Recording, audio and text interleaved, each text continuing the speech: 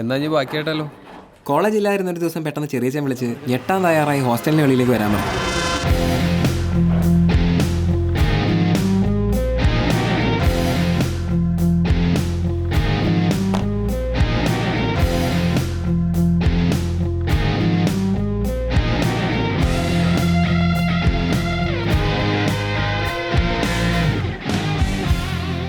മുരളിയുടെ ചെറിയച്ഛൻ എന്ത് ചെയ്യുന്നു? ക്യാച്ച് പറീസ് എന്ന മൾട്ടിനാഷണൽ കമ്പനിയുടെ സിഇഒ ആണ്. ക്യാച്ച് പരീസ്? യെസ്.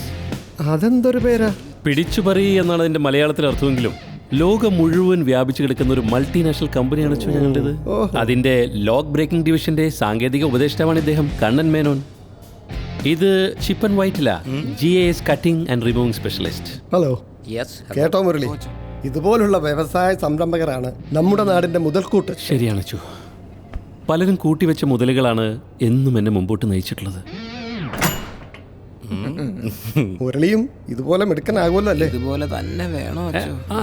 പിന്നെ ഇതുപോലൊരു വലിയ മനുഷ്യൻ വന്ന് നിനക്കൊരു കാപ്പി മേടിച്ചു തരാൻ ഒരു കോഫി ഷോപ്പിൽ കൊണ്ടുപോയിക്കോട്ടെ എന്ന് ചോദിക്കുമ്പോൾ പറ്റില്ല എന്ന് പറയാൻ എനിക്ക് ആവില്ല മൈസാൻ. പോയി വരൂ. എവിടെ പോയില്ലേ എന്തെങ്കിലും അടിച്ചോണ്ട് വന്നോളൂ. ഈ ഗിറ്റാർ എന്ന് പറഞ്ഞവന് പ്രാന്താ. അതാണോ ഗിറ്റാർ? അത് ഗിറ്റാർ, അതാണ് ഗിറ്റാർ. നല്ല തറവാട്. ചെറിയ ഇതെവിടെ തിരിച്ചു വെച്ചില്ലെങ്കിൽ അച്ഛൻ ഇത് കയ്യിൽ നിന്ന് വിഷമിക്കാതിരി. ഈ ലോക്ക് ബ്രേക്കിംഗ് സ്പെഷ്യലിസ്റ്റുകൾ എന്റെ കൂടെ ഉള്ളപ്പോ ആ സാധനം അച്ഛൻ്റെ റൂമിൽ തിരിച്ചു വെക്കില്ല അത്ര വലിയ പ്രശ്നമുള്ള കാര്യമാണ്. പെൻഷൻ കെട്ടി കാശ് മൊത്തം കെട്ടിപ്പിടിച്ചിട്ട് വീട്ടിലിരിക്കാതെ ജീവിതമൊക്കെ ഒന്ന് അടിച്ചു പൊളിക്കാതെ ഒരു ബാറ്ററി ചേർത്ത മൊബൈലിൽ അണ്ണാ, ഇതെന്റെ ചിറ്റയുടെ മോൻ സുഗുണൻ, ഇത് ആശാന്റെ ചേട്ടന്റെ മോൻ മുത്ത്. ഇവരുടെ കാര്യങ്ങളെല്ലാം എന്നെ ഏൽപ്പിച്ചേക്കുന്നത്. ഇനിയിപ്പോ ചെറിയ നേരെ നാട്ടിലേക്കാണോ? അല്ലല്ല, ഞങ്ങൾക്ക് കൊരട്ടിപ്പള്ളി പെരുന്നാൾ കൂടണം. ലക്ഷങ്ങൾ പങ്കെടുക്കുന്ന നേർച്ചയാ. ഞങ്ങൾക്ക് നന്നായിട്ടൊന്ന് നേരണം. ചെറിയച്ഛന്റെ ഫ്രണ്ട്സിനെ പരിചയപ്പെട്ട കുഞ്ചാക്കോ പുതിയ ബന്ധം സീനിയേഴ്സിനെതിരെ പ്രയോഗിക്കാൻ തീരുമാനിച്ചു അല്ലടാ. അടുത്ത ദിവസം തന്നെ അവരെയും കൂട്ടി ആദ്യ ശ്രമം തുടങ്ങി. അമ്മാരുടെ കൂടെ നിൽക്കുന്ന നമ്മൾ അന്ന് ഉടക്കി പിരിഞ്ഞ ബ്രോക്കർ സുഗുണനല്ലടാ. ഇന്ന് വരട്ടിയാ മാത്രം മതി.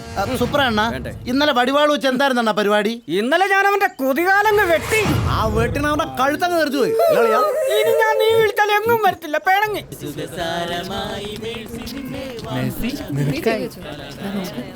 സർവ്വ വളിപ്പന്മാരും സമ്മേളിച്ചിട്ടുണ്ടല്ലോ. ഇന്ന് എന്തേലും തറ വർത്താൻ അവന്മാര് പറഞ്ഞ ഞാൻ അതിലും പണി കൊടുക്കാൻ ഇന്ന് നമുക്ക് ആ മൊബൈൽ വീഡിയോ കേസ് അടിച്ചാലോ? മക്കളെ, ഇങ്ങനെയൊക്കെ നടന്നാ മതിയോ? പിന്നെ എങ്ങനെ ഞാൻ നിങ്ങൾക്ക് വേണ്ടി ഇതൊക്കെ ഉരുട്ടി കൂട്ടുന്നേ. നിനക്കൊക്കെ എന്ത് മസിലുണ്ടായിട്ട് എന്താടാ കാര്യം? നിന്റെ മൂട്ടിൽ മുഴുവൻ വൃത്തിയിട്ട കാക്കപ്പുള്ളിയില്ല. അത് നീ എങ്ങനെയുണ്ട്? നീ കൂടുതൽ വർത്താനൊന്നും പറയണ്ട. ഏതു നേരം മഞ്ഞയിൽ തലവെട്ടിപ്പാടുള്ള നിക്കറിട്ടുണ്ട്. ഇല്ലെങ്കിൽ അതൊക്കെ ഒന്ന് മാറ്റിക്കോളടാ. മാന്യന്മാരുടെ എല്ലാ വള്ളിയും പുള്ളിയും ഒക്കെ കിട്ടിയിട്ടുണ്ട്. വൈകാതെ ആ 6 ക്ലിപ്പും പുറത്തു വരും, നോക്കിയിരുന്നോ. ഞങ്ങള് മാത്രമല്ലടാ, നിങ്ങളൊക്കെ പെട്ടു. ഇവളുമാർക്ക് ഇവിടെ കിട്ടി. ഇനി എന്നാ വിലാസിന്റെ അവിടെ എങ്ങാനും പോയതാ. ആ ബ്രോക്കർ സുഗുണൻ അന്ന് ആ കുഞ്ചാക്കോയോടൊപ്പം കണ്ടപ്പോഴേ എന്തോ കുഴപ്പമുണ്ടെന്ന് ഞാൻ പറഞ്ഞതല്ലേ. മിസ്റ്റർ കുഞ്ചാക്ക്, നമ്മൾ പ്ലാൻ ചെയ്ത പോലെ ആദ്യത്തെ ബോംബ് പൊട്ടിച്ചിട്ടുണ്ട്.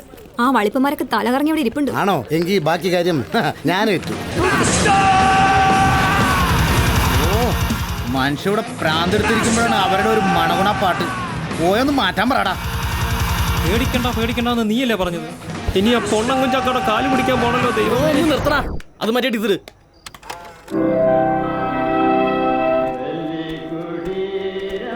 ഓഹോ, ഇത്ര അർത്ഥവത്തായ പാട്ടുകളൊക്കെ നിങ്ങൾ കേട്ടു തുടങ്ങി. ഇനി എനിക്ക് മരിച്ചാലും വേണ്ടില്ല. ഞങ്ങൾക്ക് ഇപ്പൊ മരിച്ചാൽ മതി എന്ന് തോന്നുന്നുണ്ട് അച്ചു. ഇങ്ങോട്ട് കൊണ്ടുവന്ന എന്തിനാന്ന് വെച്ചാ പറ. ഞങ്ങൾക്ക് രണ്ടുപേർക്കും പോയിട്ട് പഠിക്കാനുള്ളതാ. ഷോക്കടിയേറ്റ അമ്മായി എന്ന സിനിമ സെക്കൻഡ് ഷോ കണ്ടുവരുമ്പോഴാണ് നിങ്ങളുടെ സുഹൃത്ത് ആ സുഗുണം ഞങ്ങളെ പ്രലോഭിപ്പിച്ച് അങ്ങോട്ട് കൊണ്ടുപോയത്. വേണ്ടെന്ന് ഞാൻ അമ്മയുടെ 100 വട്ടം പറഞ്ഞു. ഓരോ സ്ഥലത്ത് പോയിട്ട് നിങ്ങൾ ഇത്രയും പേരുടെ സെറ്റപ്പിന് ഈ തുക വളരെ കുറവാണ്. ഒരു ഗെമയ്ക്ക് വേണ്ടി എല്ലാവരും ചെയ്ത പോലെ ഷർട്ടിൻ്റെ ബട്ടൺസ് ഇട്ടുകൊണ്ടാണ് ഞാനും വന്ന് ഇറങ്ങി വന്നത്. ചമ്മലോർത്ത് അതിനെപ്പറ്റി ആരും അങ്ങോട്ടും ഇങ്ങോട്ടും ചോദിച്ചുമില്ല, പറഞ്ഞുമില്ല. യുവമാരും ഷർട്ടിന്റെ ഒറ്റ ബട്ടൺ പോലും അവളുടെ റൂമിൽ നിന്ന് അഴിച്ചിട്ടും ഇല്ല. പക്ഷെ പെണ്ണുങ്ങൾ തത്ത പറയും പോലെ വേണ്ടാത്ര വള്ളിയും പുള്ളിയും വിളിച്ച് പറയുകയും ചെയ്യുന്നു. ഇനി വേറെ വല്ല പെണ്ണ് കേസാണോടെ? അതാണ് എനിക്ക് മനസ്സിലാവാത്തത്. അവളുമാര് പറഞ്ഞ അടയാളങ്ങളൊക്കെ സ്കാനിങ് റിപ്പോർട്ട് നോക്കി പറയുന്ന പോലെ വളരെ കീർത്തിവാ. പക്ഷെ വേറെ അങ്ങോട്ട് ഞങ്ങൾ പോയിട്ടുമില്ല. ഞങ്ങൾ ഒരുപാട് ദ്രോഹിച്ചിട്ടുണ്ട്, മാപ്പാക്കണം. നിങ്ങളുടെ ആ സുഹൃത്ത് സുഗണ്ണോട് പറഞ്ഞ് അവൾ പിടിച്ച ഒളിക്യാമറ CD എങ്ങനെയെങ്കിലും പറഞ്ഞ് ഞങ്ങൾക്ക് മേടിച്ച് തരണം. എത്ര പൈസ വേണേലും ചിലവാക്കാം പ്ലീസ്. ശരി ശരി പൊയ്ക്കോ. മോനെ മുരളി, സമയം തെളിയുന്നത് കണ്ടോടാ നീ.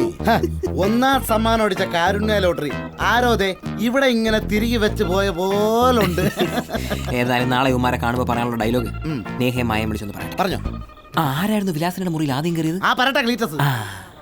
ഈ ആഴ്ച വീട്ടിൽ പോയി വരുമ്പോൾ എല്ലാവരും കഴിവതും പൈസ സംഘടിപ്പിച്ചുകൊണ്ട് വരാവും. പൈസ എറിഞ്ഞാലേ സി ഡി കൈ കിട്ടുള്ളൂ കേട്ടല്ലോ. പോയി മുടിഞ്ഞ ഏറ്റവും കാർഡ് വന്നാൽ പിന്നെ മമ്മി പോലും 5 പൈസ ബാക്കി വെക്കണല്ലോ എന്ന് അടിച്ചു മാറ്റാൻ.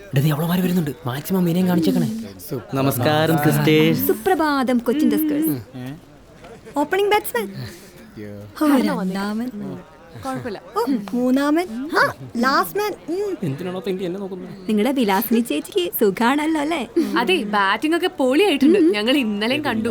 ശരി, പോട്ടെ. Bye bye. കണ്ട നമ്മളാ പണ്ടാരത്തിന്റെ റൂമിൽ കയറിയ ഓർഡർ കൃത്യമായി പറയണ കണ്ട. നിങ്ങൾ ഇങ്ങനെ തല്ലുകൂടാ, ധൈര്യമായിട്ടിരി. രക്ഷിക്കാവുന്ന കുഞ്ചാക്ക എന്നോട് ഏറ്റതല്ലേ? ആ പൊട്ടൻ ചക്കന്മാരുടെ പൈസ മൊത്തം നമുക്ക് ആ അഹങ്കാരി വിലാസിനയുടെ തലയില് ഞാനൊരു ഉടങ്കൊലു മാരുതി കെട്ടിവെച്ച. അപ്പൊ അവള് മുമ്പ് ഉപയോഗിച്ചിരുന്ന ഈ സ്കൂട്ടർ എന്നെ വിൽക്കാൻ ഏൽപ്പിച്ചിരിക്കുക. ഇത് വെച്ച് നമുക്കൊരു കളി അങ്ങ് കളിച്ചേ പറ്റും. അതെ, പൂത്ത പൈസയുള്ള വീട്ടിലെ മണ്ടന്മാര്. നമുക്കൊരു 25 ലക്ഷം രൂപ ചോദിച്ചാലോ? അയ്യോ, അത് തീരെ കുറഞ്ഞു പോയല്ലോ. അയ്യോ, അതിൽ കൂടുതലൊക്കെ ചോദിച്ചാൽ റെഡി കാശ് എടുക്കാൻ അവന്മാരൻ ഉണ്ടാവോ? ദേ, ആദ്യം കിട്ടുന്ന 15 ലക്ഷം ഞാൻ എടുക്കും. ലാസർ മുതലാളിയുടെ ഫിഷിംഗ് ബോട്ട് പാപ്പി വിൽക്കാനിട്ടിരിക്കുവോ, അത് മേടിച്ച് ഡാഡിക്കൊരു ബർത്ത്ഡേ ഗിഫ്റ്റ് കൊടുക്കാനാ. എന്നാ പിന്നെ ഒട്ടും കുറയ്ക്കണ്ട. ഇവന്റെ മമ്മിക്ക് വീഗാലാൻഡും പെങ്ങൾക്ക് ലുലുമാളും കൂടെ ആയാലും. അതാണ് വേറെ. അയ്യടാ, ദേ ഈ മന്ദബുദ്ധിയുടെ വെള്ളത്തരവും കെട്ടോണ്ട് മുന്നോട്ട് പോയാ നിങ്ങൾക്കൊരു ചായക്കാശ് പോലും കിട്ടത്തില്ല. നമ്മള് പെടും. ഏതായാലും ഈ പരിപാടിക്ക് ഞാനില്ല. ഡാഡിക്ക് ബർത്ത്ഡേ ഗിഫ്റ്റ്. നീ ഇതെവിടെ പോന്നു? ഇത് തടയും. മൂളിപ്പാട്ട് കേട്ടിട്ട് കുഞ്ചാക്കോ നല്ല മൂഡിലാന്ന് തോന്നുന്നു. നമസ്കാരം കുഞ്ചാക്കോ. ഞങ്ങൾ എല്ലായിടത്തും തിരക്കി. ഈ സമയത്ത് കുളിക്കുമെന്ന് കരുതിയില്ല. ഞാനും തീരെ പ്രതീക്ഷിക്കാത്തൊരു കുളിയായിരുന്നു. പോയി നാളത്തേക്കുള്ള പൈസ റെഡിയാക്കി. അച്ഛൻ നാളെ ഫാൻസുകൾ അച്ഛന്മാരും വരണം. നമ്മുടെ മുരളിയാ ടീമിലെ വിക്കറ്റ് കീപ്പർ. നല്ല തീർത്ത കളി കളിച്ചോണം കേട്ടല്ലോ. ഇവിടെ സ്പോർട്സ് കോട്ടയാണെന്ന് പറഞ്ഞ് കുറെ അമ്മമാർ വന്നിട്ടുണ്ട്. ഒരു ഗുണവും ഇല്ല. എടാ മുരളി, നാളെ നമുക്ക് കപ്പെടുക്കണം. ഉറപ്പായിട്ടും.